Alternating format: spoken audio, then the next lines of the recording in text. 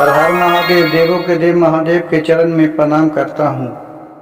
दुर्गा माँ के चरण में प्रणाम करता हूँ। सरस्वती माँ के चरण में प्रणाम करता हूँ। गणेश भगवान के चरण में प्रणाम करता हूँ। गुरु भाई गुरु बहनों के चरणों में प्रणाम करता हूँ। एक रमेश नाम का लड़का था। वह शहर के रहने वाला था और उसके माँ बाप बहुत ही पूंजीपति और बहुत ही सेठ साहूकार आदमी थे। वो अपने बेटे को अच्छे तरी पढ़ाए लिखाए और धीरे धीरे मिडिल स्कूल से पढ़ते पढ़ते और कॉलेज में चले गए। और एक देहात के लड़की रीना नाम थी, वो भी एक गरीब परिवार से बिलोंग करती थी, यानी गरीब परिवार में ही रहती थी। और वो भी गांव घर के स्कूल में पढ़ी। और बेचारी रीना बहुत ही भोली भाली थी और उसके माँ थी जो बहुत ही शिव भक्त थी। वो शिव गुरु का पूजा पाठ करते रहती थी और कौन सी चर्चा होती थी तो वहाँ भी जाया करती थी और कहती थी कि ये शिव गुरु हमारे बच्ची को बाल बच्चे को सुखी संपन्न रखे और आगे की ओर उनको संस्कार अच्छा दे।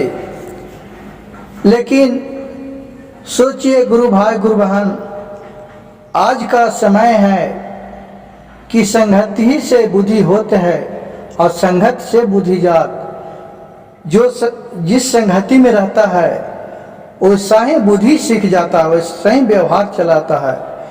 जो अच्छे लोग के साथ रहता है उसका अच्छा ही बुद्धि मिलता है।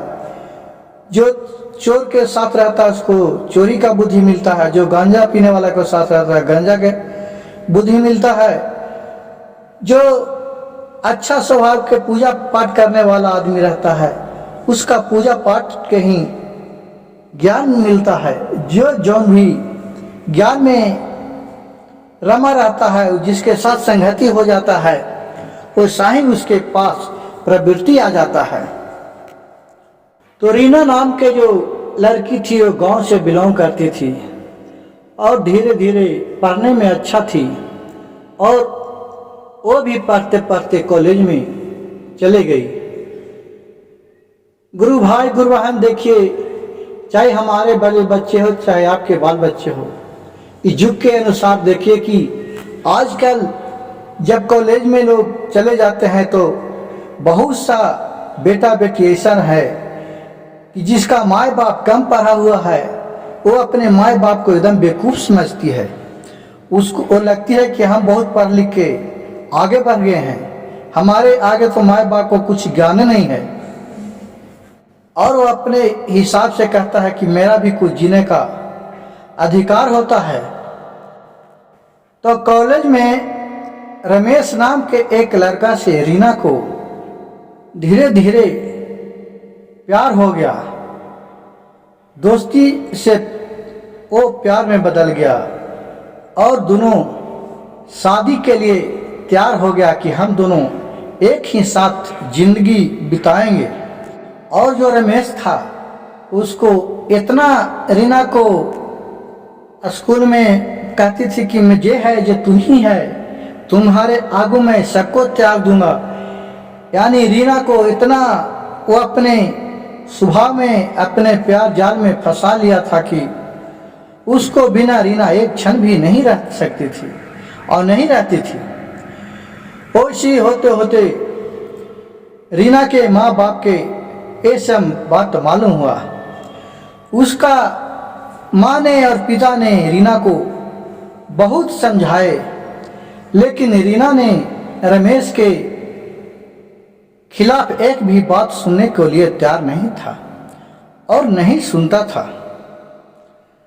रीना के माँ बोली, बेटी हम लोग के पूर्वजों का हिसाब से जो माँ बाप कहता था, माँ बाप आज भी अपने बाल बच्चे को नहीं सोचता है कि मैं दुख देख सकूं। जहाँ तक हमको क्षमता होगा बेटी आपको पढ़ाए लिखाए, आपको अच्छे घर में शादी विवाह कर देंगे। लेकिन रीना अपने माँ बाप को एक भी बात मानने के लिए तैयार नहीं था। रीना के माँ ने बोली कि बेटी रमेश के बहुत बड़े खानदान का लड़का है, वो हमसे तिलक दहेज का बाद में फरमाइश करेगी तो मैं कहाँ से दे पाऊंगी। लेकिन रीना ने एक बात भी माँ के नहीं मानी और वो रमेश से जाकर सारी कहानी अपने माँ जो और पिताजी इस पर दबाव देते था वो सारी बात रमेश को कह देती थी। रमेश ने कहा कि ऐसा करो कि हम दोनों चल के शादी कर लेते हैं, और जाके रीना और रमेश दोनों शादी कर लिया। शादी करके रमेश अपने घर लेके चला गया और 6-7 महीना 8 महीना अच्छा तरी उसको रखा रीना को रमेश। उसके बाद रमेश ने रीना को बहुत प्रताड़ित करने लगा और बोली, और रमेश के माँ बाप उस पर दबाव देने लगा कि तुम अपने मन से शादी विवाह कर लिया, मैं इसके कहाँ से खियाऊँ पियाऊँगा, मैं तुमको घर में हिस्सा नहीं दूंगा, बक्सा नहीं दूंगा, जो भी होगा जो मैं अनाथ आश्रम में लिख दूंगा।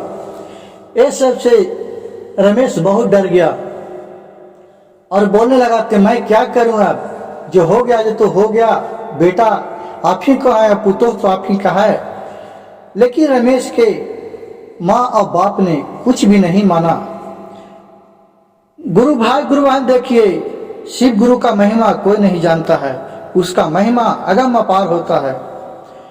एक दिन के कहानी हुआ कि सब ने प्लान बनाकर और रीना को जान से मार दिया।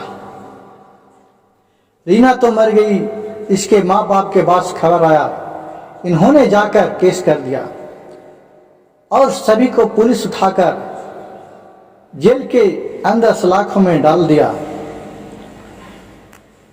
और वो जिंदगी भर जीवन का कोर्ट था जो केस चला और आजीवन का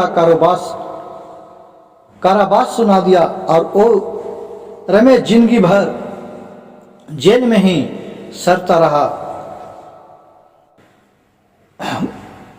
गुरु भाई गुरु बहन, इस कहानी से हमें यह सीखने को मिलता है कि बूढ़े बुजुर्ग का बात नहीं टाले और उनके बात पर एक बार अमल करके देखे, क्योंकि हम लोग के साथ तो अभी जो बचपना है, जिन लोग के साथ तो ये सब गुजरबे नहीं किया है, जो बूढ़े बुजुर्ग हैं उन लोग के पास वो सब रास्ता से गुजर चुके हैं, उनको सब के बारे में मामला मालूम है कि किस तरह से समाज में रहना चाहिए, उठना बैठना चाहिए।